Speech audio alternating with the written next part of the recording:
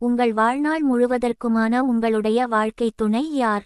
அம்மா, அப்பா, மனைவி, மகன், மகள், கணவன், நண்பர்கள், இதில் ஒருவரும் இல்லை. உங்கள் உண்மையான வாழ்க்கை துணை உங்கள் உடம்புதான். உங்கள் உடம்பு செயல்படுவதை நிறுத்திவிட்டால் உங்களுடன் யாரும் இருக்கப்போவதில்லை. பிறப்பிலிருந்து இறப்பு வரை உங்களுடன் இருக்கப் போவது உங்கள் உடம்புதான். உங்கள் உடம்புக்காக நீங்கள் எவ்வளவு பொறுப்புணர்வுடன் இருக்கிறீர்களோ அந்த அளவுக்கு உங்கள் உடம்பு உங்களை பார்த்து கொள்ளும். நீங்கள் என்ன உண்கிறீர்கள், என்ன உடற்பயிற்சி செய்கிறீர்கள், எந்த அளவுக்கு உடலுக்கு ஓய்வு தருகிறீர்கள், மன அழுத்தத்தை எவ்வாறு கையாளுகிறீர்கள் என்பதையெல்லாம் பொறுத்துத்தான் உங்கள் உடம்பு உங்களை பாதுகாக்கும்.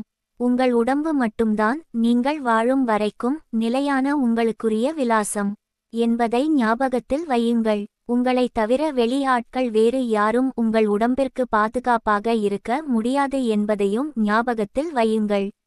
மூச்சு பயிற்சி நுரையீரல்களுக்கு, தியான பயிற்சி மனதிற்கு, யோகாசன பயிற்சி முழு உடம்பிற்கு, நடைப்பயிற்சி இதயத்திற்கு, சிறந்த உணவு ஜீரண உறுப்புகளுக்கு, நல்ல எண்ணங்கள் ஆன்மாவிற்கு, நற்செயல்கள் உலகிற்கு.